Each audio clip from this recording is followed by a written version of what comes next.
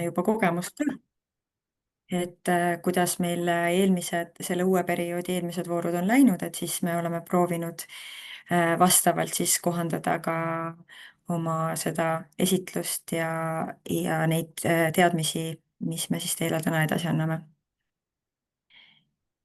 nii, ja juba ta ei liigu. nii, millest me siis täna räägime, on loomulikult meetme eesmärgid, mis on siis A ja O. Räägime toetatavatest tegevusvaldkondadest, sealjuures siis ka abikõlblikest ja abikõlblikest kuludest. Kindlasti sellest, et millised nõuded on meil taotlejatele ja millised nõuded on taotlusele ja millised nõuded on projekti elluviimisele. Et neid sõnu siin oli nii palju, et võib oodata, et neid nõudeid on hästi palju.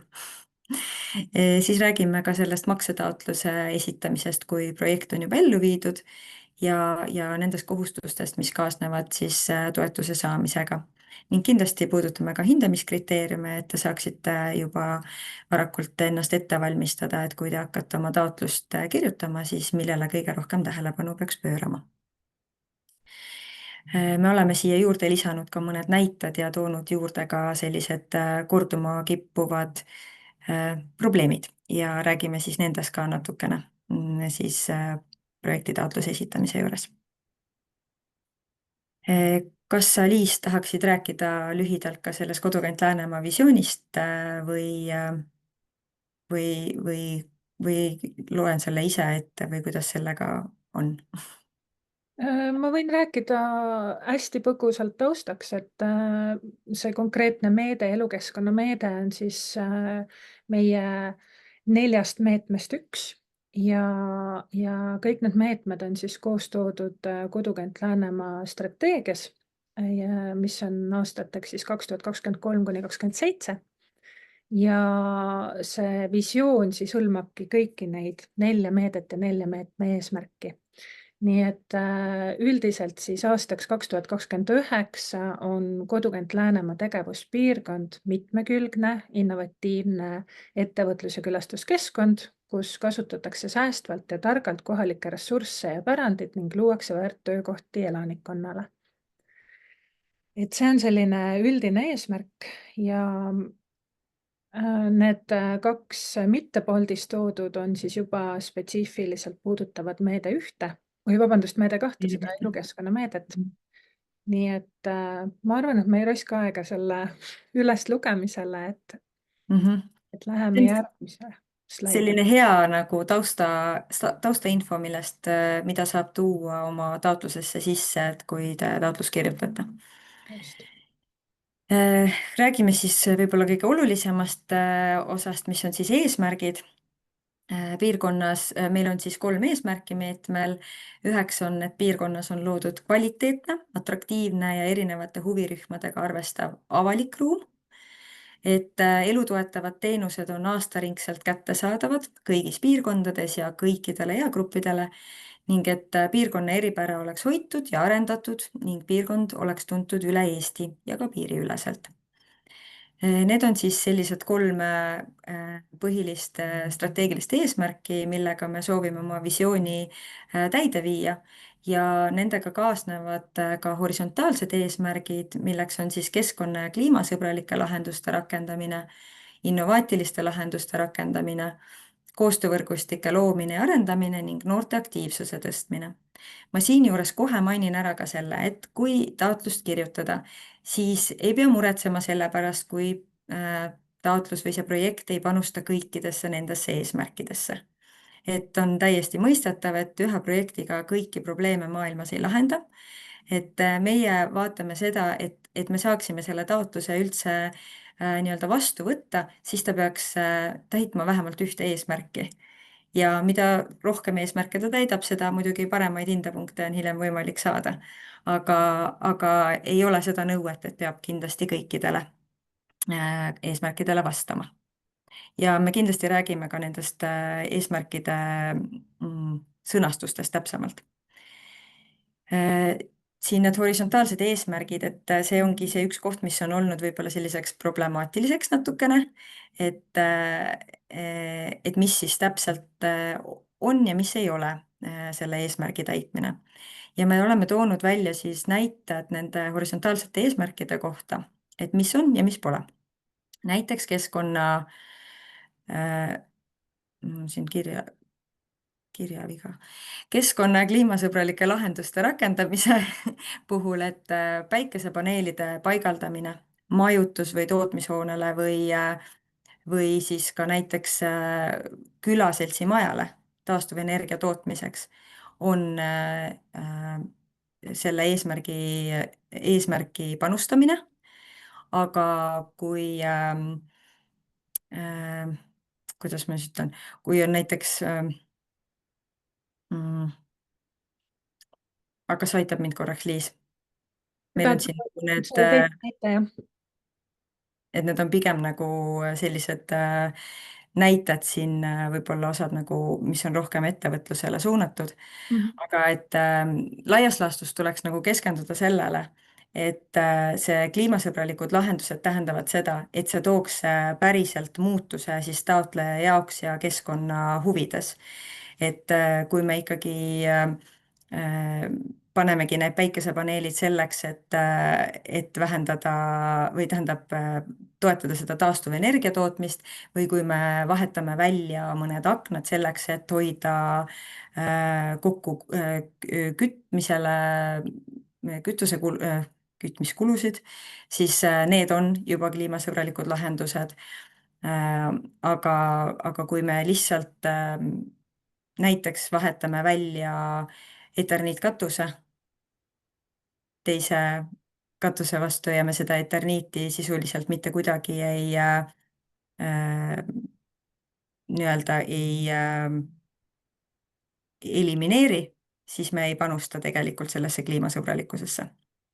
ma arvan, et siinkohal selle meede 2 puhul võib tuua ka rohkem selliseid pehmete tegevuste näiteid, et kui näiteks küsitaksegi toetust mingisuguse ürituse korraldamiseks ja siis see keskkonna- ja kliimasõbralikkuse põhjendus on näiteks ühekordsete, ma ei tea, ühekordsete taldrikute mittekasutamine, siis seda me ka enam ei loe keskkonna- ja kliimasõbralikuks, kuna see on justkui norm, mida me täna juba nii ehk naa teeme. Et jah, siin peab see panus olema ikkagi nagu väga selge. jah, see peab olema märgatav ja arusaadav.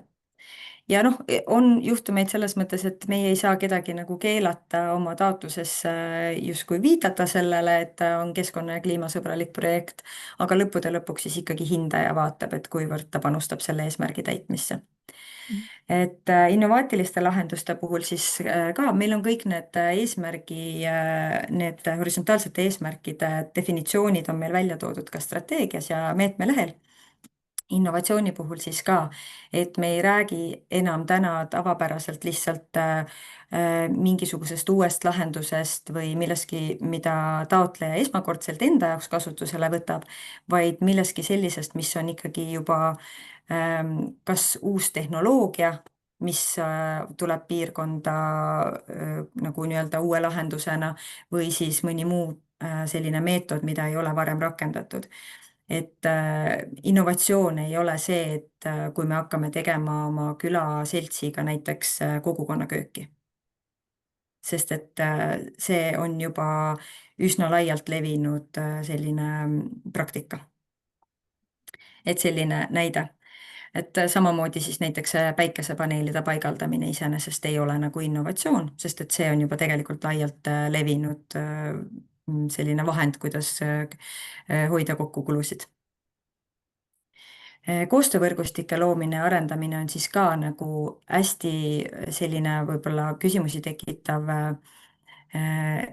horisontaalne eesmärk, et siinkohal tuleb kindlasti panna tähele seda, et koostöövõrgustike loomise ja arendamise projekti puhul me peame silmas ikkagi selliseid projekte, mis on päriselt suunatudki selleks, et kus need koostöö tegemine ei ole mitte kaudne projektiga kaasnev tegevus või potentsiaalne tulevikus juhtuv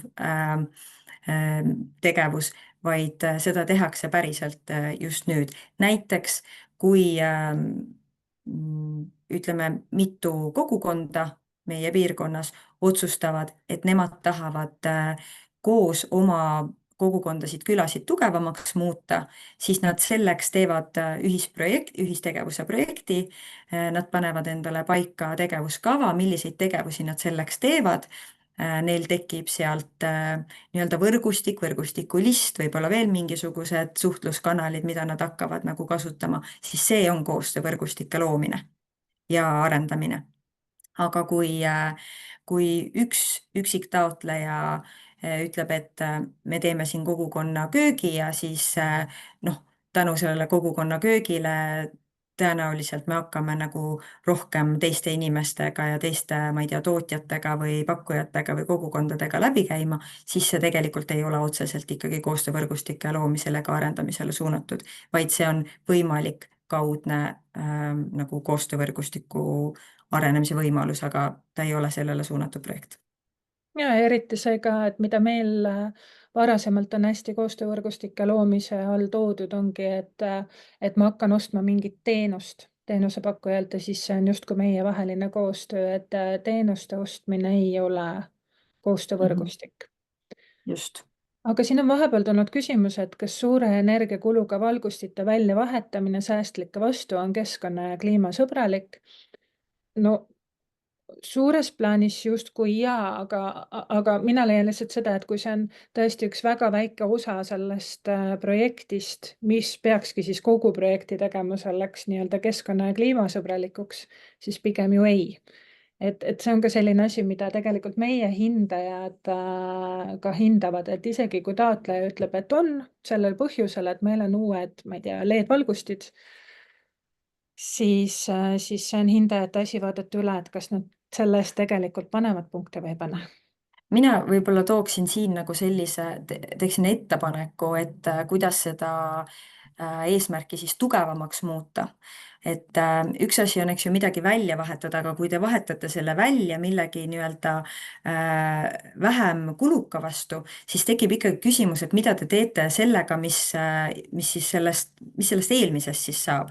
Et kuidas te need jäätmed kõrvaldate või kas need lähevad mingisuguseks taaskasutamisse kuskile või kuidas see lahendatakse, sest vastasel juhul tegelikult tekib nagu probleem see, et te soetate midagi uut ja vana muutub prügiks, mis kindlasti ei ole nagu keskkonna ja kliimasõbralik lahendus. Et see oli seesama nagu see eterniitkatuse näidis, et kui see eterniit jääb lihtsalt sinna kuskile vedelema prügina, siis ta tegelikult ei panusta nagu nendesse keskkonna ja kliimasõbralikesse eesmärkidesse. ja jälle samas, kui me räägime nagu välisvalgustuse väljavahetamisest, et projekt ongi seotud ainult siis nagu mingisuguse ainult valgustuslahendusega, siis see võib olla täiesti piisav, et öelda, et see on keskkonna- ja kliimasõbralik, on ju, aga kui me teeme uue, ma ei tea, remondime külamaja ja paneme sinna uued lambid, siis pigem see ei ole see, mis selle kliima ja keskkonnasõbralikkuse nii-öelda linnukese toob. Et jah, et igal juhul, kui te nagu panete sellise asja sinna projekti, et kirjutage siis lahti, et kuidas ta täpsemalt siis panustab sellesse eesmärgi täitmisse. Et oih, vabandust, mul on mingi hääl jäänud peale. Sihuke. aga ma lähen siis edasi, niikaua kui Maarja häält vaigistab. Mugavalt tuli peale nende. Et ma tegelikult tahtsin seda öelda ennem, et need horisontaalsed eesmärgid, kuna Maarja juba rääkis, et ei pea kõikidesse eesmärkidesse panustama ja horisontaalsetesse eesmärkidesse tegelikult ei pea ühessegi panustama, et see ei ole tingimus, et üldse tulla taotlema. Horisontaalsed eesmärgid on sellised, mis on meil kõigis 4 meetmes täpselt sama, ehk siis, et me küsime neid samu küsimusi kõigis 4 meetmes. Seega see on tore, kui te neisse panustate, aga nad ei anna ka nii suurt nii-öelda osa sellest kogupunkti summast, et sellest me hiljem räägime ka. jah, et see käis ikkagi nende peamiste eesmärkide kohta, et 3 esimest. panustama ühte. Et horisontaalsed eesmärgid ei ole selle nõudmisega. Aga meil on siis veel rääkimata noorte aktiivsuse tõstmise osas, et üks asi on kindlasti hästi lihtne, kui taotleja on alla 30-aastane, siis ta on noorte aktiivsuse tõstmisele eesmärki panustav projekt. Et see on niisugune hästi selge. aga aga mis siis puudutab nagu neid muid tegevusi, siis me peame siis silmas, kui me räägime noorte aktiivsuse tõstmisele suunatud projektist, siis sellist projekti, kus need tegevused on konkreetselt spetsiifiliselt noortele suunatud. olgu siis selleks kas mingisugused koolitused, mingi konkreetne viis nende kaasamiseks. See peab olema nii-öelda läbipaistev ja selge, et see on noortele suunatud. Muul juhul ta on jah, et see on tore, kui te noori nii-öelda, et teie nii-öelda töö tulemused puudutavad noori, aga kui need ei ole otseselt neile suunatud, siis ta ei lähe selle eesmärgina nagu arvesse. ehk et, siis, et et näiteks teete jälle mingi pehme tegevuse, teete ürituse, sealhulgas seal võivad olla ka noored või võivad osaleda noored, siis see ei ole neile suunatud. jah, või kui et teeme külamaja korda ja meil võivad käia ka seal noored, et siis see ei ole tegelikult noortele suunatud projekt. või me loome mingi teenuse, mida ka sealhulgas kasutavad noored, siis see ka pole ka see. Jah. Aga kui te loote külamajja raamatukogu, millel on rõhk noorte ja laste kirjandusel näiteks, siis ta on juba noh, natuke rohkem. jah, Et või siis selles mõttes, otseselt noortele suunatud mingisugused tegevused, on ju. jah, just. Et jällegi, et kui te panete, märgite selle seal projektitaotluse ära, siis te peate kindlasti seda selgitama, et kuidas ta panustab selle eesmärgi täitmisse. aga lähme siit edasi. Räägime siis toetatavatest tegevusvaldkondadest ja sellest, mis ei ole toetatavad tegevusvaldkonnad. Et nagu eesmärgiski välja toodud, siis üks põhilisemaid nii-öelda sihte või fookuseid on avaliku ruumi parendamine. See tähendab siis ka sellised nii-öelda, mis see eesti keeles sõna on, noh, ühesõnaga vaba aja veetmise alad, ma ei tea, aiasalad. küla, külaplatsid näiteks, ma ei tea, mänguväljak näiteks, sellised asjad, küla- ja seltsimajade siis isemajandusvõimekuse tõstmine, piirkonna elanikele oluliste teenuste, sealhulgas siis kogukonnateenuste arendamine, kindlasti elukeskkonna turvalisuse ja kriisidega valmisoleku suurendamine ja siis on samamoodi toodud välja noorte aktiivsuse tõstmine, loodus- ja kultuuripärandi säilitamine, arendamine, esitlemine ning mainekujundusprojektide tegemine. Et võib-olla siinkohal on hea, kui me toome ka mõned näited välja, et milliseid meil nendes asjades on olnud, on ju. Et avaliku ruumi parendamisest näiteks ongi olnud külaplatsi rajamine või madalseiklusraja rajamine, küla- ja seltsimajade isemajandusvõimekuse tõstmist ongi näiteks, võibki olla mingi selline nii-öelda ähm, noh, nii-öelda selle külamaja siis sobivaks tegemine, et teda välja rentida, noh näiteks, et sinna tehaksegi köök ja siis on võimalik seal üritusi korraldada või toitlustust pakkuda ise. Siis piirkonna elanikele olulised teenused, kogukonnateenused, noh, meil on näiteks võib-olla see muidugi päris huvitav ja nagu väga spetsiifiline, aga kindlasti on olnud see merepääste Mhm. ja sellised asjad, et kus siis ongi soetatud vajalikke masinaid selleks, et saaks päästeoperatsioone teha. Elukeskkonna turvalisus, siis kriisidega valmisoleku suurendamine on olnud näiteks projekte, mis puudutavad, kus on ostetud generaatorid, on ostetud võib-olla mingeid selliseid vahendeid ja seadmeid, mis siis, ma ei tea, elektrikatkestuse korral kogukonna majas siis oleks olemas, et kogukonna liikmetel oleks võimalik kasutada. on veevõtukohtasid rajatud. Ja just, jah, eelmisel perioodil on ka veevõtukohad olnud. Mhm. Noorte aktiivsuse tõstmise puhul on pigem olnud siis ühistegevuse projektid, kus on noortele tehtud koolitusi ja neid kaasatud. Loodus- ja kultuuripärandi säilitamine, arendamine, esitlemine, et meil on olnud mitmeid muuseumide projekte, näiteks on olnud ka noh, kuna meie tegevuspiirkond on väga paljuski just Matsalu looduskaitsealal, siis seal on kindlasti olnud selliseid projekte, mis on ka nii-öelda puhkekohad, ma ei tea, viidastamine ja sellised projektid näiteks. Ja mainekujundusprojektid on siis olnud ka ühisprojektidena näiteks sellised turundusprojektid, mis ongi olnud siis piirkonnad on teinud näiteks turundust välisturgudele, kutsunud külalisi nii-öelda Matsalu piirkonda näiteks.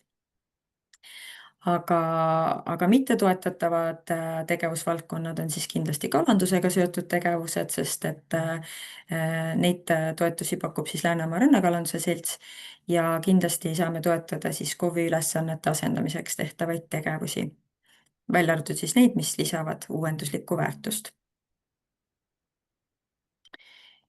kas sa soovid lisada, Liis, midagi?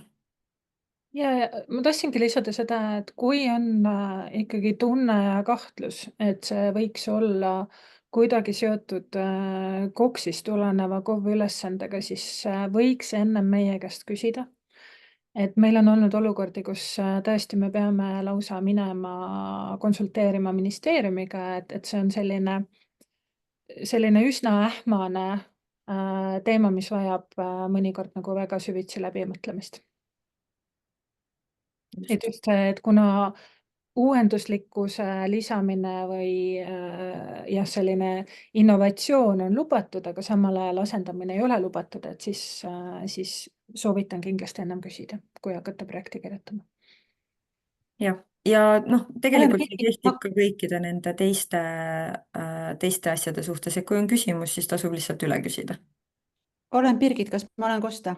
jah, Ma küsiks kohe ära, kuna see jutt siin praegult on, et meie projekti puhul, mille osas mina huvi tunnen, on üsna selgelt tõlgendamise küsimus, et kas see on nagu KOV-i ülesanne või see ei ole KOV-i ülesanne, et kui ma ei tea, minna KOV-iga rääkima, siis ta ütleb, et ehk ei ole ja kui tulla teiega rääkima, siis ta tõenäoliselt ütleb, et on ja siis me oleme seal vahepeal nagu, et samas selle projekti valmis kirjutamine on suhteliselt suur ressursikulu, et kas seda siis peaks kohe alguses nagu ära vaidlema või siis ma ei tea, ikkagi ära kirjutama ja siis hakata vaidlema või kuidas see peaks siis olema?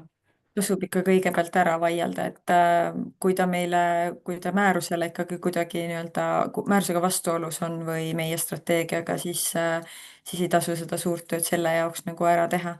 et kindlasti pigem võiks enne küsida. ja selleks, et siis selgust saada, siis oleks vaja, noh, tavapärane on see, et kirjutada, et mis see projekti eesmärk on ja mis need tegevused on, mida siis plaanitakse selle raames teha. Aga tooge mõni varasem näide sellest KOV ülesandeks nii-öelda kvalifitseerunud asendustegevuseks, et kus on olnud projekt, kus see on saanud nagu sellise otsuse, et see peaks olema KOV-i ülesanne. Ma võin kommenteerida, et meil oli 2 teemat laual. Oligi näiteks erakooli toetamine, mis ministeeriumi hinnangul on ikkagi puhtalt KOV-i ülesanne ja Leadris seda toetada ei saa. Ja teine teema oli siis kerksuskeskused, mis ühelt poolt, kui me KOKS-i vaatame, siis sellise turvalisuse tagamine on KOV-i ülesanne, aga samas kui kerksuskeskus ongi loodud näiteks külaseltsi poolt, siis see on Leadris toetatav. Aga kui nüüd külaselts nii-öelda siis opereerib KOV-ile kuuluvas hoones, kus on vaja teha mingisuguseid parendustegevusi, kas see on siis see KOV-i, kuna see hoone kuulub KOV-ile, selts kasutab seda rendilepingu alusel, et siis kas selle hoone parendustööd on siis KOV-i ülesanne või siis külaseltsi võib selle eest mingisugust raha taotleda? see juba nagu sõltub teie sellest rendilepingust ka või kasutuslepingust. et see iseenesest, et see hoone kuulub KOV-ile, mis on külaseltside puhul ju tegelikult ka noh, üsna tavaline. et see iseenesest ei tähenda, et see on nagu KOV-i ülesanne.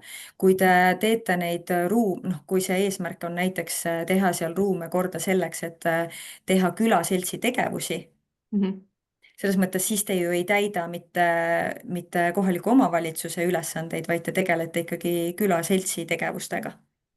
no ja, aga kui need tegevused ongi nagu, vabandust, et ma nüüd nagu vahele segan, Ei et ole kui midagi. noh, ütleme, et kui tegemist on ikkagi mingi niisuguste remondi iseloomulike töödega, kus võib-olla nagu vaieldav, et kas me nüüd loome eeldusi selleks, et endale paremaid tingimusi teha või siis nüüd nii-öelda remondime KOV-ile kuuluvat hoonet, on ju. No see et oleneb, kuidas te selle eesmärgi okei, sõnastate. okei, Lõpuks aga ikkagi jah. üldiselt see jah, et Maarja sellest hiljem räägib ka, et kuna selle toetuse saamise üheks tingimuseks on see, et seesama külaselts, kes rendib KOV-ilt ruume, see rendileping peab olema siis vähemalt 5 aastat pärast selle viimase makse kättesaamist, mis tähendab seda, et kui te täna taotlete, taotlemine võtab ka aega, oleneb, mida seal siis tahetakse ellu viia, et siis see rendilepingu pikkus peaks olema, noh, ma ei tea, 2 aastat või vabandust, vähemalt 7 aastat. Et see on see tingimus, kui ei ole ta täidetud taotlemise hetkel, seda lepingut ei ole, siis ta seda toetust ei saa ka. aga kui meil on tähtajatu leping, kas see tähendab seda siis, et see nagu tähtajatut lepingut saab ka põhimõtteliselt ju igal hetkel üles öelda, et kas me peaks selle lepingu siis viima mingi konkreetse perioodi peale või see tähtajatu leping nagu piisab? meie oleme soovitanud praegu, et kui on tähtajatu leping, et oleks välja toodud selgelt, et mis on nagu ülesütlemise tingimused. okei okay., aga selge, siis ma praegult rohkem ei hoia kinni. Aitäh. Nii, aga lähme siis siit edasi. Väga head küsimused olid ja ma arvan, et need ongi väga hästi ilmestavad neid probleeme, või küsimusi, mis siin tekivad. Räägime siis abikõlblikest kuludest ka. Kindlasti on abikõlblikud kulud investeeringud materiaalsesse või materiaalsesse varasse, et siin me räägime nii taristust, seadmetest, tarkvarast, sealhulgas siis taastuvenergia siis lahendustesse taotleja enda tarbeks, et kui me räägimegi näiteks päikesepaneelidest, mis lähevad külamaja energiakulude katteks, on ju. Et igasugused investeeringud, mis sealhulgas siis ka ehitamine ja ma ei tea, sisustuse ostmine näiteks. Sealhulgas on abikõlblikud siis investeeringuga otseselt seotud tööde ja teenuste kulud, mis võivad siis moodustada kuni 15% sellest investeeringu maksumusest. Ehk et kui teil on näiteks ehitamine, siis selle projekteerimistööd, kui nad on kuni 15 või noh, projekteerimistööd siis kuni 15% ulatuses on ka abikõlblikud. Siin on loetletud ka, et lisaks siis ka keskkonnamõjude hindamine, energiaaudit, teostatavusuuring, projekteerimistööd ja nii edasi. Abikõlblikud on ka koolituskulud ja turundustegevuse, sealhulgas siis turu-uuringu läbiviimise kulud. Ühistegevuse raames elluviidavad mitteinvesteeringud, sealhulgas siis koolitustegevuse, turunduse ja sündmuste korraldamise ja projektijuhtimise kulud.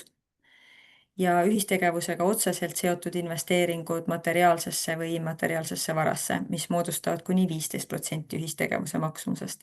Võib-olla see nüüd vajab natukene ka selgitamist, et kui me nüüd ühistegevusest räägime, siis me räägime nii-öelda nagu sellest pehmest projektist, et kus tehakse mingisuguseid nii-öelda kas koolitusi, sündmusi, üritusi. Ja siis teatavad tegevused nagu ongi võimalikud siis justkui ainult selle ühistegevuse projekti raames.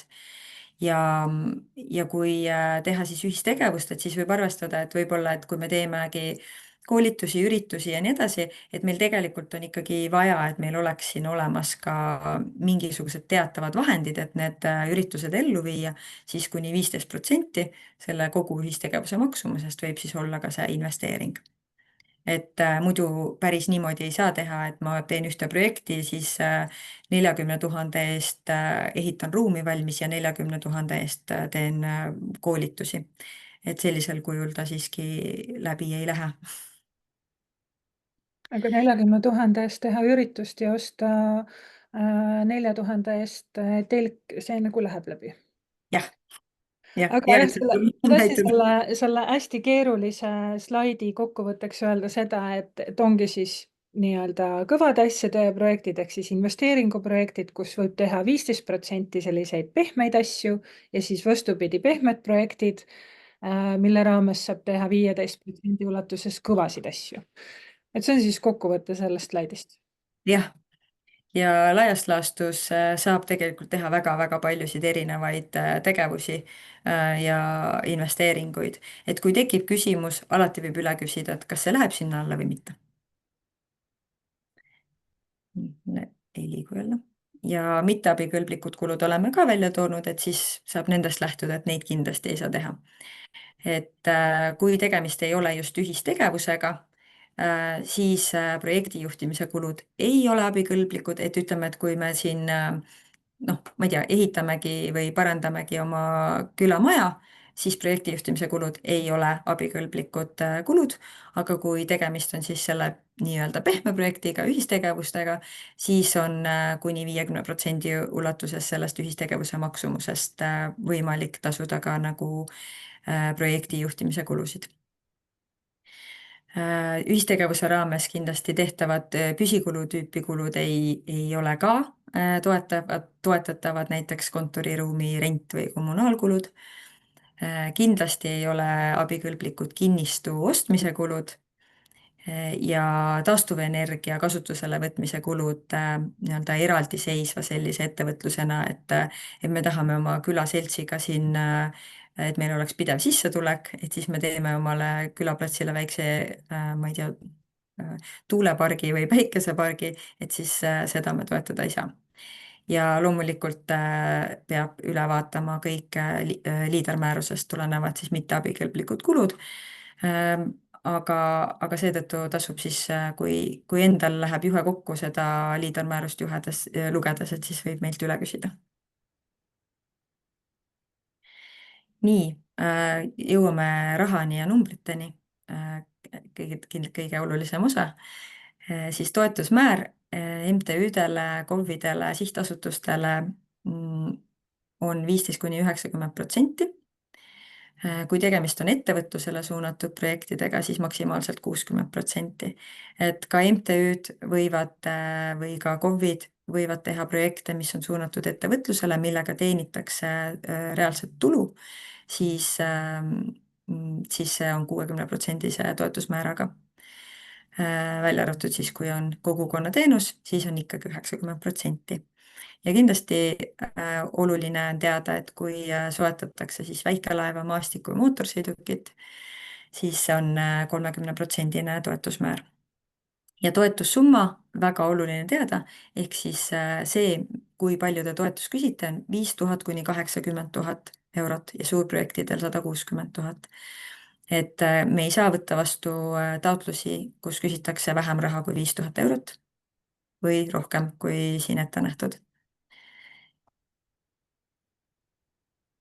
Nii. Ja siinkohal ütlen, et see ei ole siis see nii-öelda kogu kulu, vaid see on toetussumma. Just, toetussumma, et rõhutame just seda. See on ka selline eksimus, mis mõnikord nagu läheb sassi. Jah, et mitte kogu projekti maksumus, vaid see summa, mida te meie käest küsite. Just. Et sellele 5000-le peab siis tulema oma osalus veel juurde.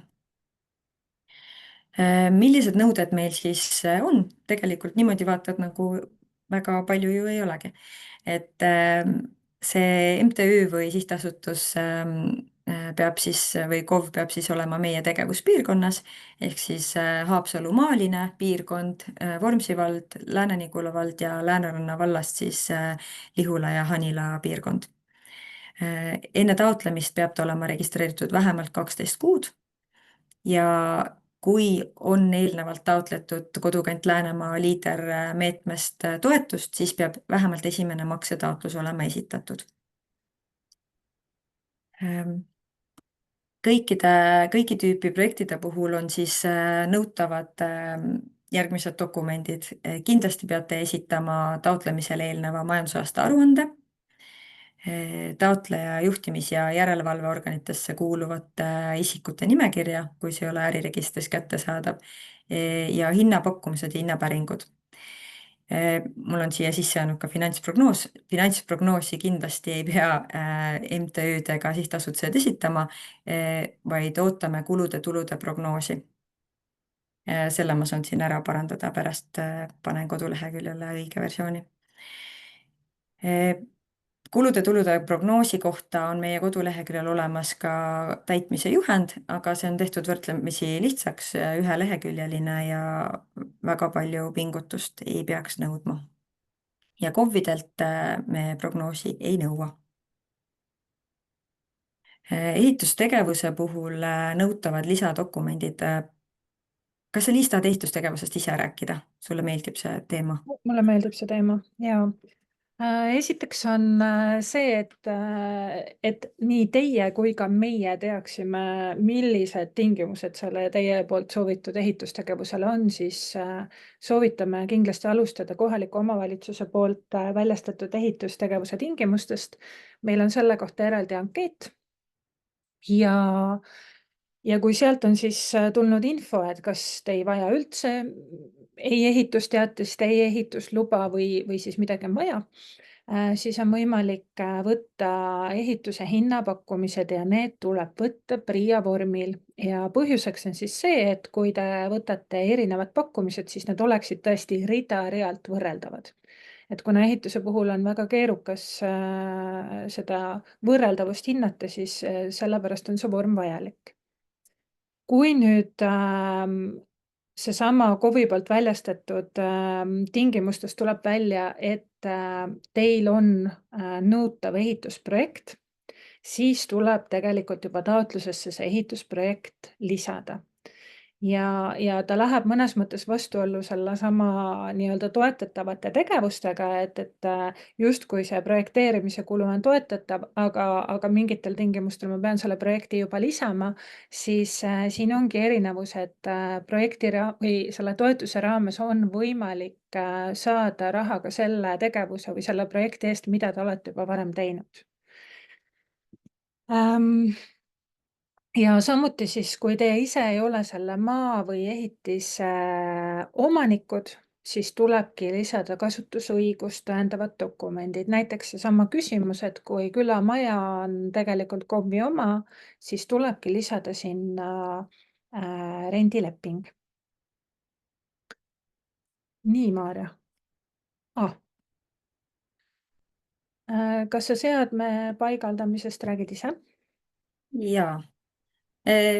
Selles mõttes, et jah, et erinevate tegevuste puhul kindlasti tuleb jälgida erinevaid asju, et mingisugused, nagu me alguses juba välja tõime, siis mingisugused nõuded kehtivad kõikide igasuguste investeeringute puhul ja siis vastavalt võivad olla mingid erisused olenevalt sellest, mis te teete.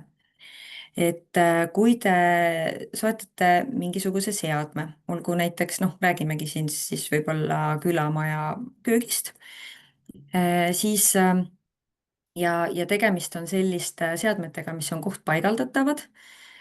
Võib-olla need on mingisugused kohtpaigaldatavad ahjud, mida te panete või mingid pingid või mingisugused sellised asjad, mis kindlasti peab paigas olema, siis te kindlasti peate tõendama seda dokumendi alusel, et see seade või see hoone, kuhu see seade paigaldatakse, et see siis on teie kasutuses, olgu selleks siis rendileping või hoonestusõigus või mõni muu dokument. Kui te soetate kasutatud seadme, siis selle puhul on hästi oluline, et te peate tõestama ära, et selle seadme soetamiseks varasemalt ei ole saadud mingisuguseid toetusi riigieelarvelistest, Euroopa Liidu või muid välisabivahenditest siis saadud toetusi.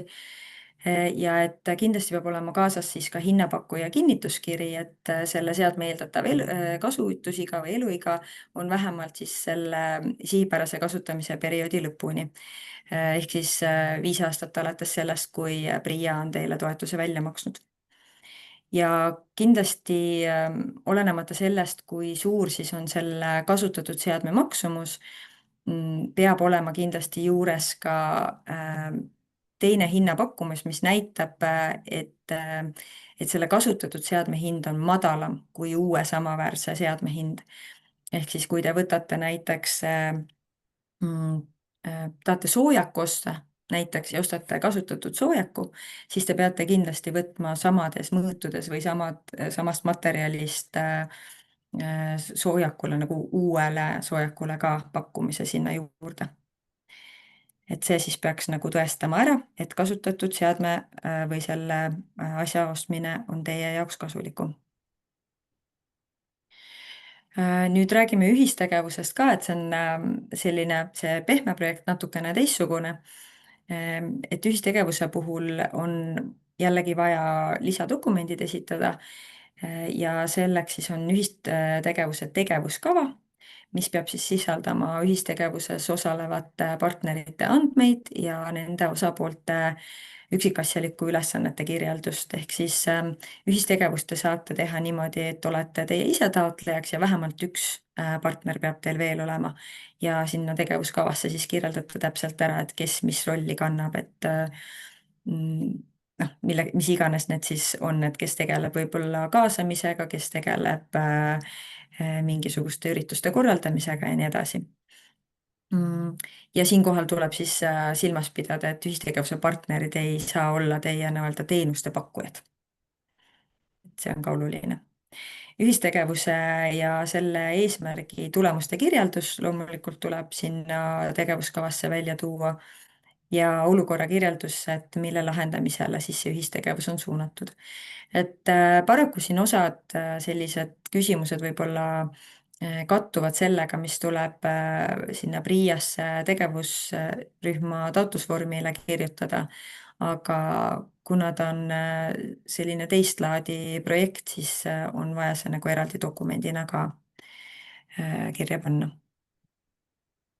Ja selle dokumendi eesmärk on ikkagi see, et kui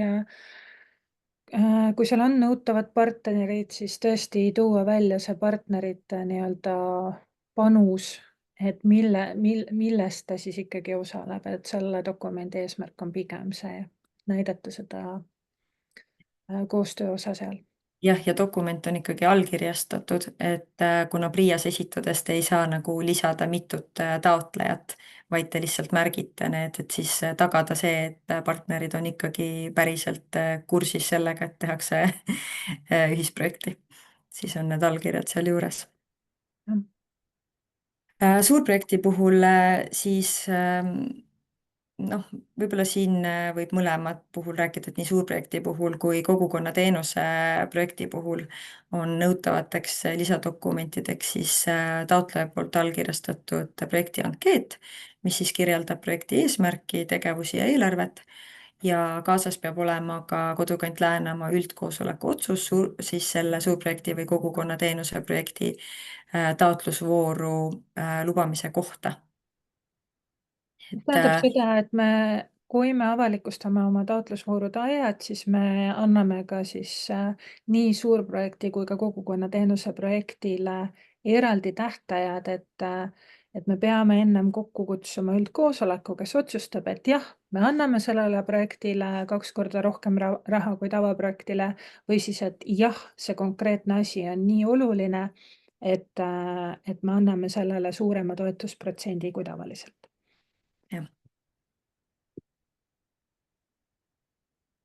Nii, nüüd nõuded hinnapakkumistele ja hinnapäringutele jälle üks pikk tekst, aga toon jälle välja, et väga oluline, et nendest ei saa kuidagi üle ja ümber ja need on paraku on need hinnapakkumised ühed kõige probleemsemad kohad taotlustes, et seda me näeme pidevalt. Et kindlasti tuleb meeles pidada, et kui selle ühe tegevuse maksumus või kulurea maksumus käibemaksuta ületab 5000 eurot, siis on vajalik, et oleks 3 võrreldavat hinnapakkumust ja hinnapäring. Need hinnapakkumused peavad siis, nagu eelpool öeldud, peavad olema omavahel võrreldavad, ehk nad peavad olema küsitud samasugustele nii-öelda tehnilistele tingimustele ja need tehnilised tingimused peavadki siis välja toodud olema seal hinnapäringus. Kui te hinnapäringut nii-öelda lisate, siis hinnapäringut ei ole otseselt vaja esitada niimoodi, et teete kuvatõmmised meilidest igale sellele nii-öelda teenusepakkujale, kellele te olete selle saatnud. Et see hinnapäring võib olla ka üks väljavõte, see võib olla ka lihtsalt dokumendi kujul, aga see peab sisaldama siis seda töö või teenuse üksikasjalikku kirjeldust, et mille jaoks te pakkumist küsite. Ja kindlasti võiks seal siis olla, et kes on siis see pakkumuse küsija. Ja kui need hinnapakkumused on, et nagu me rääkisime nendest nõuetest, et siis et seal peavad siis kõik need tehnilised tingimused välja toodud olema, et saaks omavahel, et me saaksime neid nii-öelda kõrvuti panna ja vaadata, et ahah, need on tehtud täpselt samadele asjadele. Kui kulurea käibemaksuta maksumus on suurem kui 1000 eurot, siis peab olema vähemalt üks hinnapakkumus. Ja projektitoetuse, tegelikult ma siinkohal võib-olla lisan ka selle, et iga projekti teeb tugevamaks see, kui tema eelarve on hästi läbipaistev ja selge. Ehk siis kuigi nõue on, et peab alates 1000 eurost olema vähemalt üks hinnapakkumus, siis mina julgelt soovitan ka väiksemate asjade puhul, pange juurde hinnapakkumused või pange juurde näiteks eelarve, ma ei tea, tabelid, kus on välja toodud täpsemalt, palju miski asi maksab, sest see näitab, kui hästi teie eelarve on läbi mõeldud. Ja pärast me hindamiskriteeriumide juures nagu peatume ka selle juures, et mida siis hindajad vaatavad. Projekti kindlasti võib-olla mõtet, et kui siin on 3 võrreldavat hinnapakkumust ja mõnikord mõne asjaga on niimoodi, et see on nii spetsiifiline, et sellele justkui nagu ei leiagi 3 võrreldavat hinnapakkumust, siis peate teadma, et võib küsida alla 3 hinnapakkumuse, aga ainult juhul, kui see ei ole objektiivselt võimalik.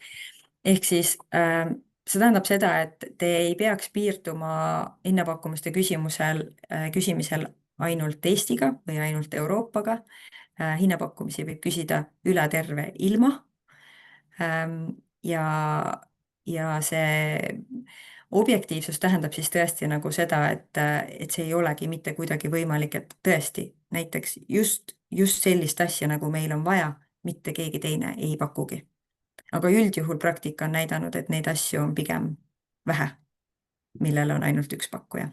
No me võime tuua näite oma piirkonnast, et kui meil ongi siin hästi spetsiifiline tootmisliin, väga spetsiifilise toote oma, siis selle nii-öelda tootmisliini täiendamiseks ei ole võimalik osta teiste firmade mingisuguseid nii-öelda osi. Ehk siis, et nad peavad jätkama selle sama tootmisliini nii-öelda varasema hinnapakkujaga või selle nii-öelda tootjaga. Et see on põhjus, mis on nii-öelda pädenud, aga selliseid väga spetsiifilisi masinaid üldjuhul meil liiga palju siin piirkonnas ei ole. Ja need on pigem tavaks nagu ettevõtjate puhul, kui mitte kui Meede 2-s. Kindlasti, mille osas tuleb olla hästi tähelepanelik, et hinnapakkumisi ei tohi küsida endaga seotud isikutelt. Välja arvatud siis ühistegevusega seotud projekti juhtimine, et kui te olete taotleja ja ise plaanite olla see projektijuht, kes kõiki neid asju korraldab, et sellisel juhul see pakkumine saab teilt endalt olla, aga muul juhul see ei ole mitte kuidagi lubatud ja võivad, kui meie seda näiteks ei tuvasta, siis tuvastab selle PRIA ja võidakse kogu projektile kriips peale tõmmata. Ja, et siinkohal ongi, et kuna meil ei ole ligipääsu näiteks sellele, ütle nüüd, et meie saame vaadata küll äriregistrist, aga PRIA vaatab ka perekondlikke suhteid ja siinkohal on tõesti see, et see on peamine asi, millele nemad tähelepanu pööravad. Et kui te täna teate või tegelikult teate, et te olete seotud selle hinnapakkujaga, siis see kindlasti tuleb kontrolli käigus välja ja see hinnapakkumine loetakse mittesobivaks, nii et ja see on lõpuks ikkagi nagu taotleja enda kohustus seda jälgida. jah, ja sama kehtib siis ka nende hinnapakkujate kohta, et ka nemad ei või omavahel olla seotud. et ütleme, et meil on 3 venda ja, ja kõik teevad siis pakkumuse näiteks ehitustöödele.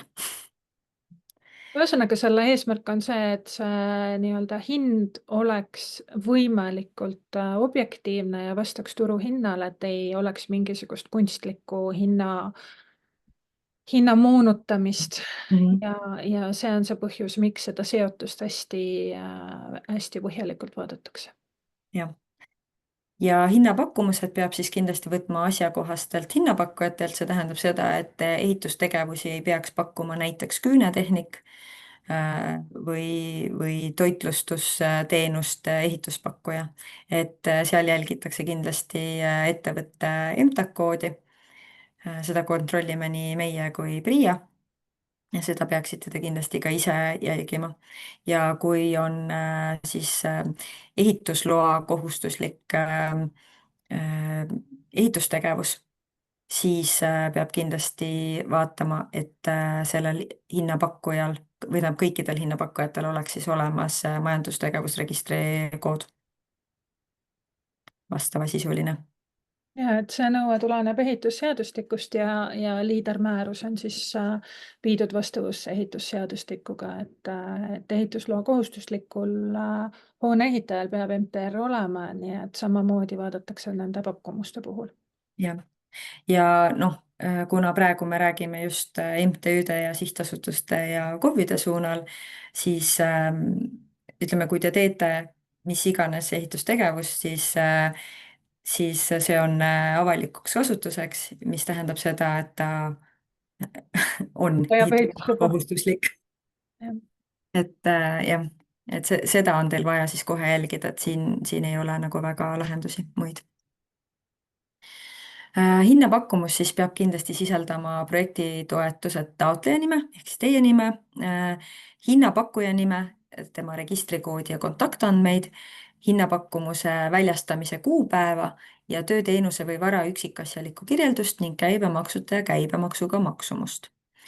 meil ei ole selle jaoks ühtegi nii-öelda vormi iseenesest olemas, aga tava on siis see, et kui hinnapäring saadetakse, siis tuuakse need nii-öelda nõuded sellele hinnapakkumusele välja ja üldjuhul ikkagi suudavad pakkujad selle nagu tagada, aga ikkagi aeg-ajalt noh, mitte aeg-ajalt, tegelikult ikkagi päris tihti tuleb mul neid kontrollida ja vaadata, et sealt üht või teist on puudu. aga siis hinnapakkumuseks loetakse ka siis mõnda muud dokumenti, millest siis peavad need nimetatud andmed selguma. paksult olen ma siis siin välja toonud selle, et mis peavad siis olema ka näiteks, kui te võtate koduleheküljelt pakkumuse, siis siin on nii-öelda jämedas kirjas on toodud välja siis need, mis peavad olema ka sellel kodulehe pakkumisel olemas. et hinnapakkuja nimi, kontaktandmed, kuupäev, millal see väljavõte on tehtud ja jällegi tööteenuse või vara üksikasjalik kirjeldus ja käibemaksuga maksumus ka. no siin oli see mõte, et näiteks inventari puhul või no tõesti mööbli puhul, et oleks võimalik võtta ka kodulehelt väljavõtteid, et proovige te näiteks IKEA-st saada isiklikku hinnapakkumist, et seda lihtsalt ei ole võimalik. nii et see on selline uue perioodi vastutulek, et see ei pea olema otseselt teile suunatud, aga tõesti need, mis on poldina toodud, see info peab olema sellel väljavõtte peal. jah, ja oleme siis teinud väikese nagu spikri ka selle kohta, et mis seal hinnapäringus peab olema, et kui te küsite siis hinnapäringuid, siis see peab kirjeldama täpselt siis seda ostetavat tööd, teenust või vara. seal peavad olema kirjas tehnilised tingimused, millele peab vastama. seal ei pea siis olema konkreetne toode või mudel ja peavad olema siis arvandmed, et siin võib-olla ka, et toome nagu näitena mulle meeldib tuua nagu seda tooli näidet, et kui te vajategi, võib-olla ostate külamajja nii-öelda söögitoa mööblit, siis panetegi kirja, et soovime hinnapakkumist 2 puitlauale, mis mahutaks kumbki, ma ei tea, 8 inimest ja siis sinna juurde siis 16 toolile, puidust toolile, aga ta siis ei too välja seal, et see peab olema näiteks ma ei tea, mis iganes X firma nagu laud või tool. Et lihtsalt peab siis olema ikkagi välja toodud arv, materjal näiteks, mõõtühikud.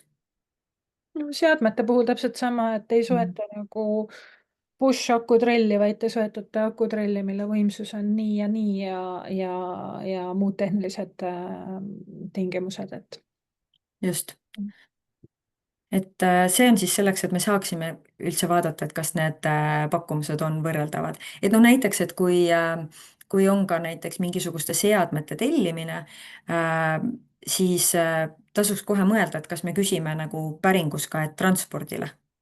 Sest et nii kui need pakkumused on sellised, et ühes on kirjas, et siin on külmik koos transpordiga, teine ütleb, et on ainult külmik, kolmas ütleb, et on külmik, transport ja paigaldus, siis need tegelikult ei ole võrreldavad pakkumused.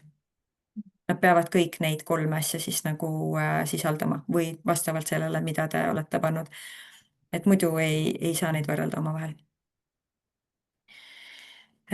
Taotluse esitamisest räägime siis ka, et PRIA on teinud ka ühe sellise infopäeva, kus ta räägib läbi, kuidas seda taotlust PRIA keskkonnas sisestada.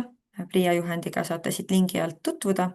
Kindlasti tutvuge meie meelespeaga meie koduleheküljel, panin siia ka lingi juurde, kus siis on niisugused peamised nopped, mis puudutavad hinnapäringuid, hinnapakkumusi, nõudeid ja nii edasi, et need kõik on seal kirjas. Ja siis räägimegi läbi nendest korduma kippuvatest probleemidest, mis nüüd viimaste taotlusvoorudega on esile kerkinud. Et üheks suurimaks probleemiks on projekti üldeesmärgi ja tegevuste eesmärkide sõnastamine. Siis on vahetulemuste märkimine ja maksetaotlusega esitatavad tõendusdokumendid. Et siia ma panin ühe pildi ka sellest tõendusdokumentide lisamisest, et kui te sisestate oma projekti ja jõuate seal tegevuste juurde, sisestate tegevust, seal on tegevuse objekti üldandmed ja seal allpool siis tuleb valida, et kuidas te tõestate pärast, et te olete oma tegevuse ellu viinud. See on siis aluseks sellele, et kui te maksetaotlust esitate, mis te peate kaasa lisama, et näidata PRIA-le, et näete, et me tõesti oleme selle ära teinud. Siin on siis näitena toodud, et võib-olla, et kui ma ei tea, ehitamegi siin madalseiklusrada, siis meil on üleandmise vastuvõtmise akt selle teenusepakkujaga, me teeme pildid sellest, me teeme fotod ka tähistusest, ehk siis alates 10 000 eurost on kohustus siis tähistada vastavalt seda projekti. Ja võib-olla panen fotoseeria numbrist, kui mul on näiteks mingisugune masin või arvuti või midagi sellist. Aga saab siis valida nagu vastavalt, eks ju, et kui on registreerimistunnistus sõidukile või töökoht või midagi sellist. Aga nüüd lähemalt nendest sõnastamistest, sest see on üks paras pähkel. PRIA ei ole väga konkreetseid juhiseid andnud, ometi ta alati vaatab need hoolega üle ja noh, nii-öelda võib-olla natukene norib ka, et kuidas miski on kirja pandud. Ja me tõime siis siia 2 erineva projekti, ühe siis investeeringuprojekti ja ühe ühistegevuse projekti näited. Ja panime selliseid, et kuidas ei ole hea sõnastada ja kuidas võiks sõnastada. Et see investeeringuprojekt ma siis panin Vahuküla madalseiklusraja ning vabaõhu jõusaali rajamine. Ja selle üldeesmärk ma olen siis proovinud sõnastada selliselt siin, et millised on nagu need variandid olnud, kuidas on kirjeldatud. Et kindlasti ei tohiks see üldeesmärk olla see tegevus ise. Et tegemine ei ole, ehk siis küla madalseiklusraja ning vabaõhu jõusaali rajamine ei ole eesmärk ise. Eesmärk peab ikkagi näitama, mis on selle projekti tulemus, et mis saavutatakse pärast seda, kui projekti tegevused on ellu viidud. Samas ei ole tegemist ka siis kirjeldusega, et milline see olukord on, et näiteks, et külas on palju inimesi, kõik, kes tahaksid väljas liikuda, sportida, aga selleks pole võimalusi ja sellepärast me soetame 4 välitrenažööri ja 8 rajaga madalseiklusraja. ehk siis siin on esiteks mindud väga spetsiifiliseks nende numbritega ja PRIA kindlasti kontrollib ja teeb väljamaksmise otsuse selle üldeesmärgi täitmise kohta. Kui teil on üldeesmärki toodud välja, et on 4 välitrenažööri ja 8 rajaga madalseiklusrada, siis nad loevad üle, kas seal on 4 välitrenažööri, kas seal on 8 rada.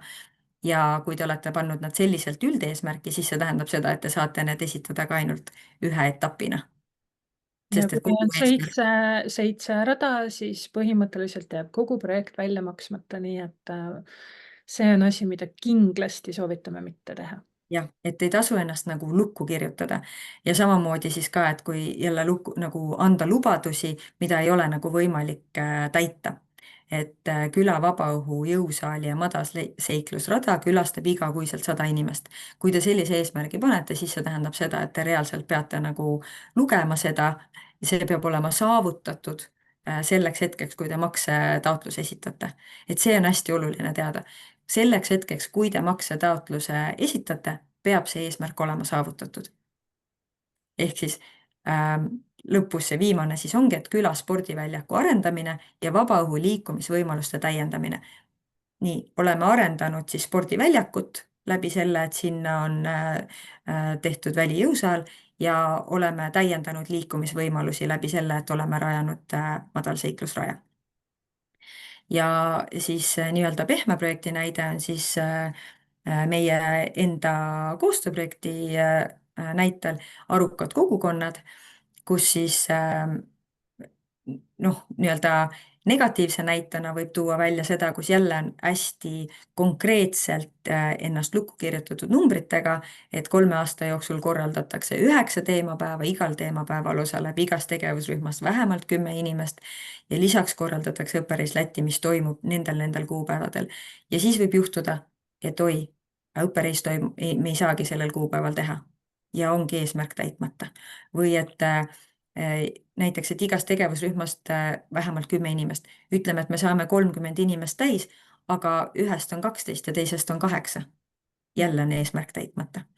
Et tõesti aetakse näpuga järge, ühest küljest nagu totter, aga noh, nii ta lihtsalt on. Samuti ei saa olla ta nagu väga üldsõnaline nagu kogukondadele suunatud projekti elluviimine koostöös siis selle ja selle tegevusrühmaga. Et see jälle elluviimine jälle viitab nagu sellele tegevusele endale, aga mitte sellele eesmärgile, mida siis soovitakse saavutada. Ja mis siis PRIA-le vastuvõetav oli kogukondade jätkusuutliku arengu edendamine läbi arukate külade võrgustiku tugevdamise, kogukonna eestvedajate teadlikkuse tõstmise ja parimate praktikate jagamise. Ja kõiki neid asju oli võimalik PRIA-l siis nii-öelda mõõta ja näha läbi nende tõendusdokumentide, mis me esitasime või mis me esitame, et võrgustiku tööd siis saab näidata läbi erinevate tegevuste, mis neile on suunatud, teadlikkuse tõstmist siis läbi koolituste ja seminaride ja praktikate jagamise siis ka nagu ühistegevused, kus siis saavad, mis on siis võib-olla sellised seminarid või motivatsioonipäevad. või minnakse õppima kellegi juurde midagi. Või minnakse kellegi juurde õppima, et ühesõnaga, et need kõik peavad olema siis nagu tõendatavad. Ja sõnastamise probleem ei ole siis ka ainult selle üldeesmärgi juures, mis on seal detailandmetes, vaid sama tuleb siis ka siis tegevuse eesmärkidega ja vahetulemuse juures. Et vahetulemusi te saate märkida siis, kui te sisestate eelarvet ja vahetulemust tuleks märkida sellisel juhul, kui te plaanite pärast selle vahetulemuse saavutamist teha maksetaotluse. Vastasel juhul ei ole selle vahetulemuse märkimine vajalik. Aga see tähendab ka seda, et kui teil on nagu tahate teha ainult ühekordse maksetaotluse, siis tuleb vahetulemus panna sellele viimasele tegevusele ja te esitate siis kõigele koos. Aga no ma tõin siit samast nagu näite, et kui vahetulemus on näiteks madalseiklusrada, siis ta küsib sealt, et mis on selle kirjeldus ja mõõdikud, et seal ta ei küsi vahetulemuse eesmärki, vaid siis kirjeldust ja mõõdikud, et mis on saavutatud. Jällegi, see siis ei saa olla nii-öelda tuleviku mõistes, et rajatakse madalseiklusrada, vaid vahetulemus peab näitama, et see tegevus on juba nagu ellu viidud. Ehk siis vahetulemuseks on, et madalseiklusrada on rajatud vastavalt projektile näiteks. Et sellisena on ta PRIA-le vastuvõetav.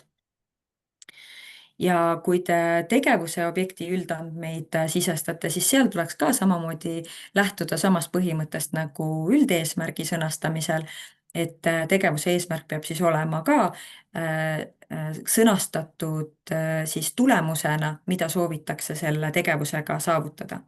sul on läinud need värvid valet pidi.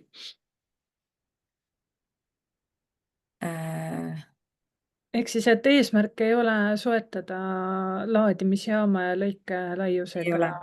Jah. Ei ole. Siin on tegelikult mõlemad rohelised, mitte valepidi ei ole läinud. See ülemine punane peab ka olema roheline. Siin need on mõlemad siis nagu need näited. Vabandust.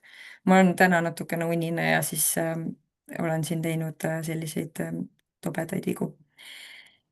Et kui tegevuse nimi on näiteks robotniiduki soetamine, siis tegevuse eesmärk saab olla see, et on vähendada külaseltsi jooksvaid kulusid, sealjuures hoides tõstmata vabatahtlike kogukonna liikmete koormust ning võimaldada külaplatsi korrashoid sõltumata teenusepakkujatest. Et selliselt ta võib siis olla, aga samas ei peaks olema siis tegevuse eesmärk robotniiduki soetamine ise. Et see on seal kõige võib-olla tavalisem nii-öelda eksimus. Ja objekti kirjelduse juures siis seal tuleks siis kirjeldada ära, et milline seade või teenus või millega, mis siis täpsemalt tehakse. Ehk siis jällegi, et mitte seal välja tuua konkreetset mudelit, aga tuua välja need tehnilised tingimused. Seda võib põhimõtteliselt võtta nagu selle hinnapäringu alusel. Et siin ma olen välja toonud, et robotniiduk koos laadimisjaamaga, lõikelaius selline, reguleeritav lõikekõrgus, labade tüüp ja aku nominaalne pinge. Et sellised sõnastamise küsimused. Kas kellelgi on äkki tekkinud mingisuguseid mõtteid peale selle, et ma peaksin nüüd ära parandama?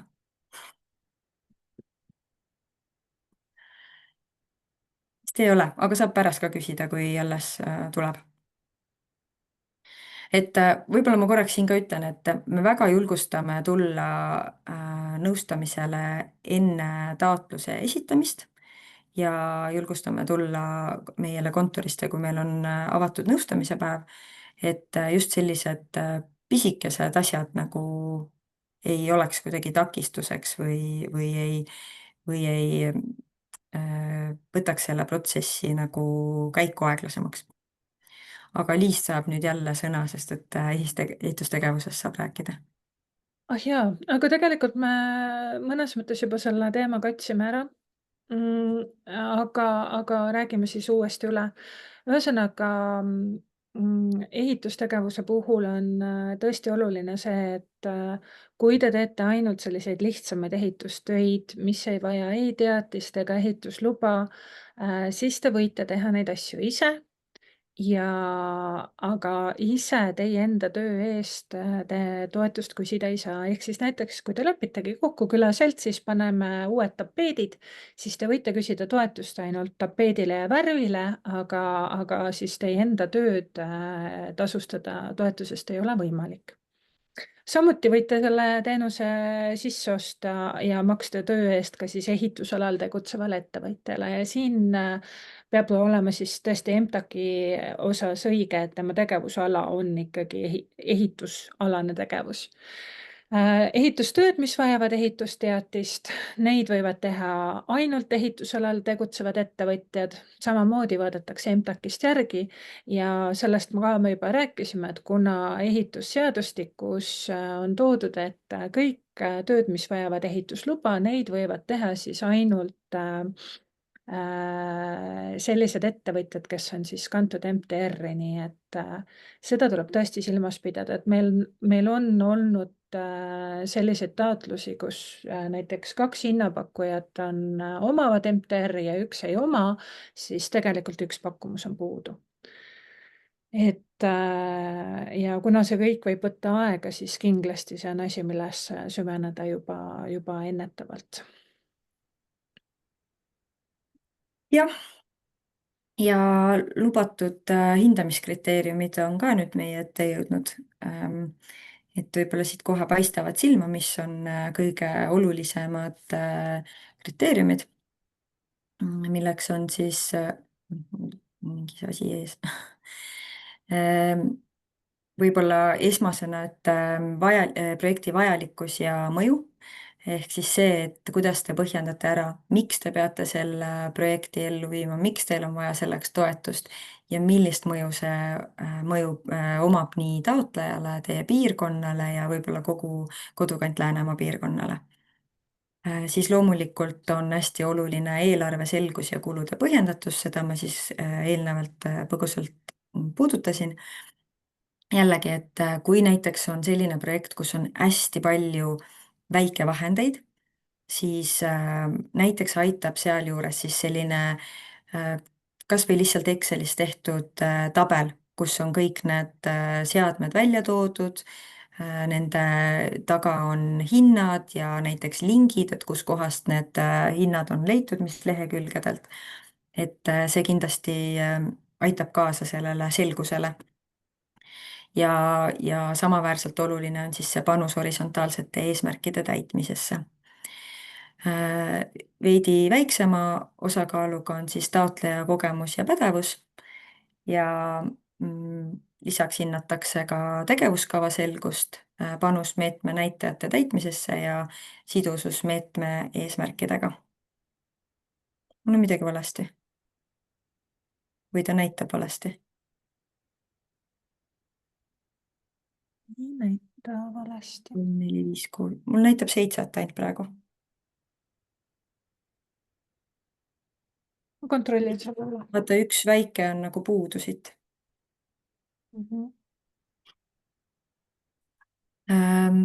Aga kõik need kriteeriumid on tegelikult välja toodud ka meetme lehel ja seal on ka täpsemad selgitused, et mida siis täpsemalt hinnatakse, et see aitab teil kindlasti seda taotlust paremini siis nii-öelda lahti kirjutada.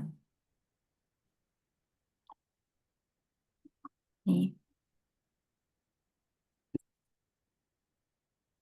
Tegevuse alustamisest, et räägime siis nii, et kui olete oma taotluse ära esitanud ja on läbinud edukalt tehnilise kontrolli ja taotlus on suunatud hindamisele, hindajad on oma töö ära teinud ning on otsustanud teid seal pingereas kuidagi oma hindepunktidega kõrgelt hinnata, siis saadame meie selle PRIA-sse, nemad annavad ka teile otsuse ja siis teil ongi juba aeg oma tegevusega alustada, kui te seda veel ei ole jõudnud tegema hakata. Siis tasub teada, et kõik kulutused on abikõlblikud alates siis sellest, kui te olete projekti ära esitanud, siis sellele järgnevast päevast.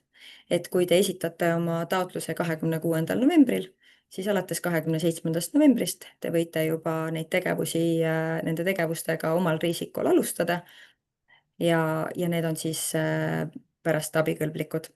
Ja välja arvatud siis ettevalmistavad tööd, näiteks siis projekteerimine, mis võib siis olla juba teil varem võib-olla teostatud ja sellele te saate siis küsida ka toetust, aga see tähendab seda, et ta kindlasti ei ole tehtud varem kui 1. jaanuar 2023.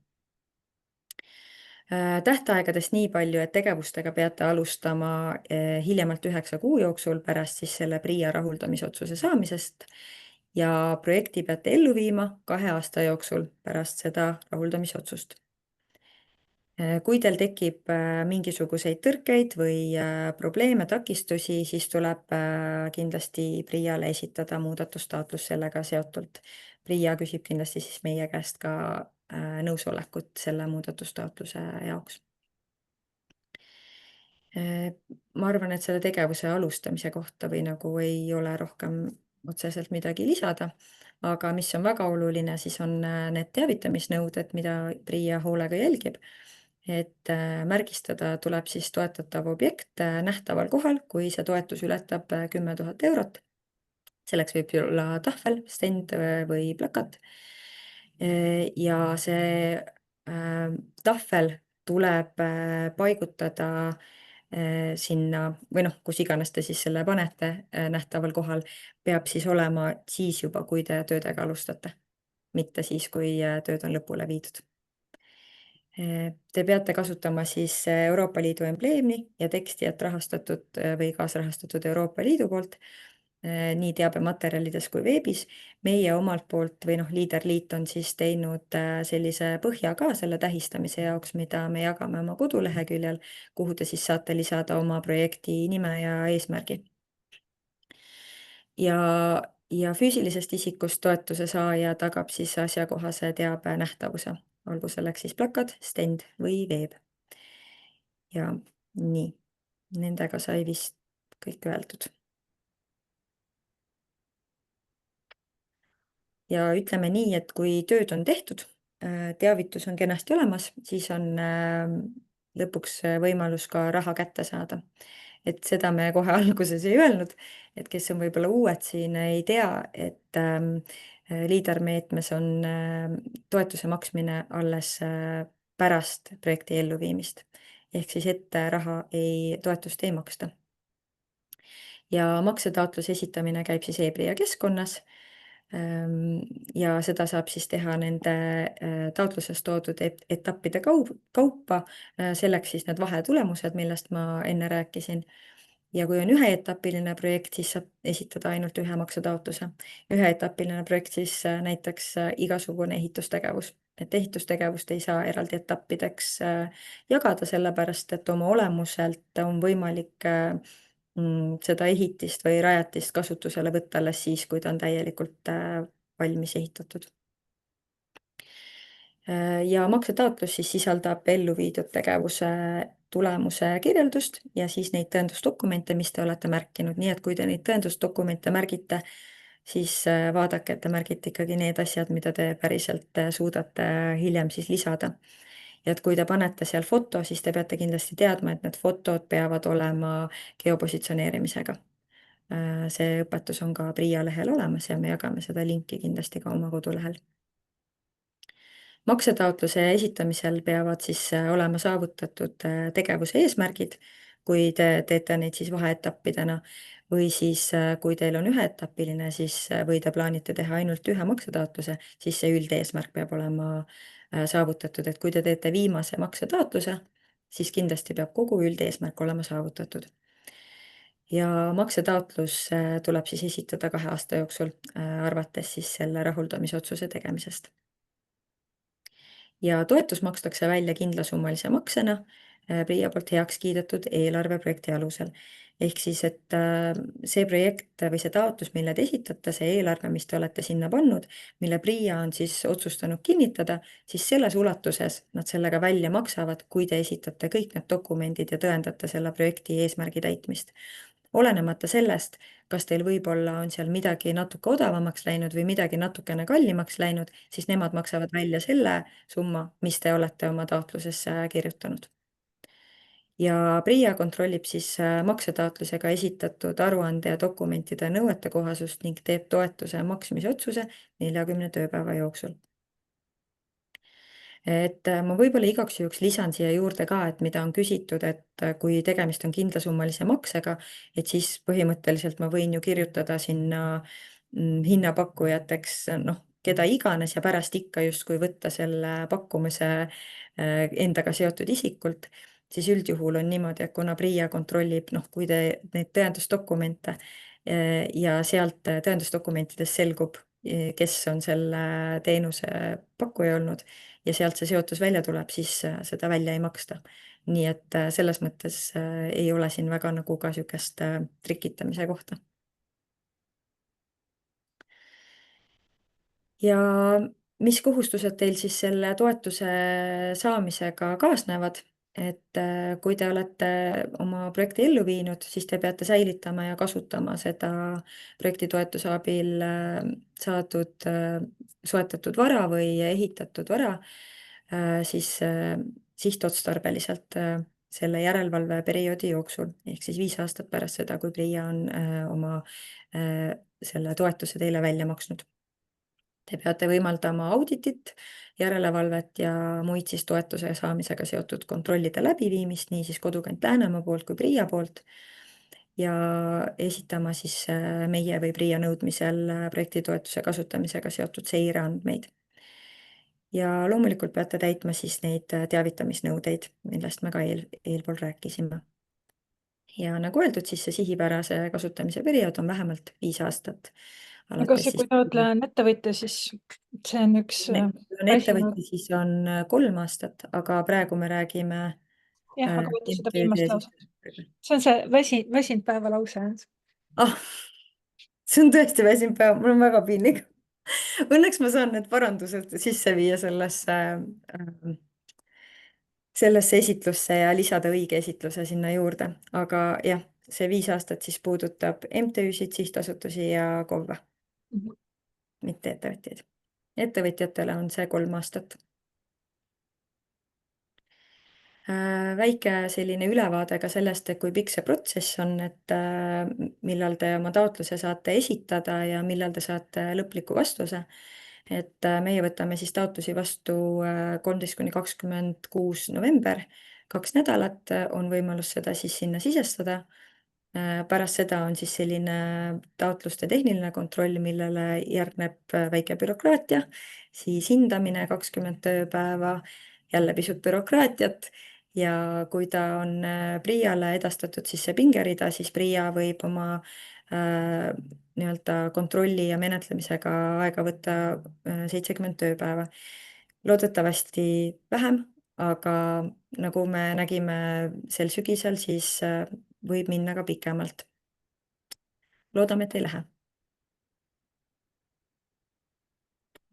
Ja pane kindlasti tähele, et kui tegevusrühm või PRIA teeb taotluse kohta järelpärimise, siis tuleb kindlasti vastata etteantud aja jooksul. Meie saadame siis, nii meie kui PRIA kasutame selleks meiliaadressi, mille te olete sisestanud taotleja üldandmete juurde. Et siis seda et pange sinna selline meiliaadress, mida te päriselt kasutate, mitte mõni üldmeil, kus võib-olla tegelikult käiakse väga harva. Taotluses tohib muuta ainult neid asju, mille kohta on küsitud. Kui te näete, et vajab midagi ka muutmist, siis peaksite meilt eelnevalt küsima. Taotluse muutmine toimub siis e-PRIA-s läbi muudatustaotluse esitamise. Ja kui te vajutate taotluse tagasivõtmise nuppu e-PRIA-s, siis võetakse tagasi kogu taotlus ja te ei saa seda uuesti esitada. Nii et olge sellega ka tähelepanelikud. Kui teil tekib seal PRIA-s nii taotluse esitamisel kui võib-olla maksetaotluse esitamisel või muudatustaotluse esitamisel mingisuguseid küsimusi või tehnilisi arusaamatusi, siis seal on olemas selline roheline nupuke, et vajad abi, vajuta siia. Siis teil on võimalik PRIA töötajaga oma ekraani jagada ja nad saavad aidata teid seal siis selle nii-öelda tõrke lahendamisel, et meie kahjuks seda samasugust vaadet ei näe, mis teil on. Ja meil on selles mõttes natuke keerukas, aga ikkagi võite meie poole ka pöörduda, et kui me hätta jääme, siis me pöördume PRIA poole, aga püüame teid ise ka igati aidata. Ja kui te oma taotlust kirjutate ja ette valmistate, siis kindlasti kõige suuremaks abiks on Kodukant Läänemaa strateegia aastateks 2023–2027+ ja liidermäärus. Et need on siis A ja O, millest te peate tegelikult oma taotluse kirjutamisel lähtuma. Aga loomulikult, et kui see taotlus jõuab meile tehnilisse kontrolli ja me märkame seal vigu, siis me anname teile võimaluse ka muudatuste tegemiseks, et kui see ei ole otseselt vastuolus meie strateegiaga, siis me laseme neid pisivigu parandada ja projekti korrigeerida ja samamoodi ka PRIA.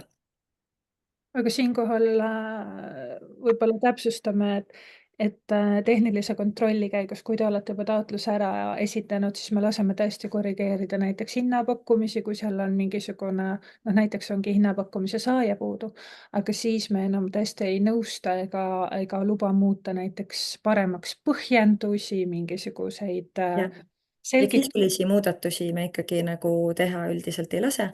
Et sellepärast me soovitamegi, et pigem tulge eelnevalt oma ettevalmistatud dokumentidega meie juurde. vaatame koos üle ja proovime need kõige paremad lahendused leida. Just, et sellepärast siis ongi 2 olulist infot veel, et tule kindlasti konsultatsioonile. Tavapäraselt ma ikkagi nii väsinud ei ole ja suudan nagu natuke adekvaatsem olla.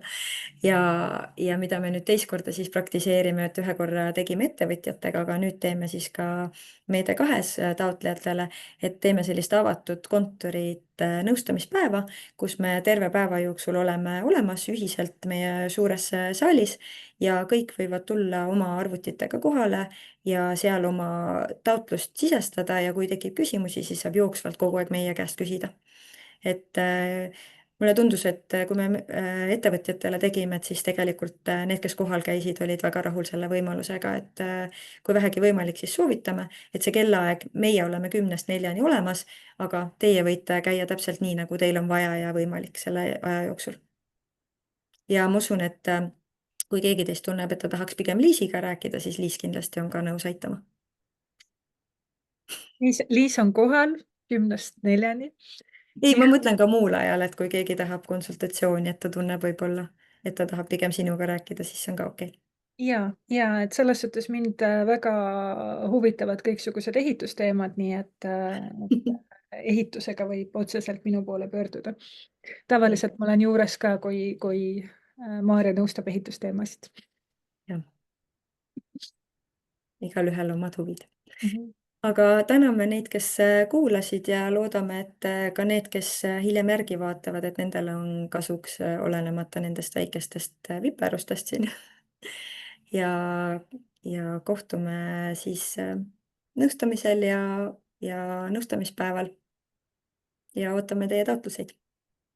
Head kirjutamist!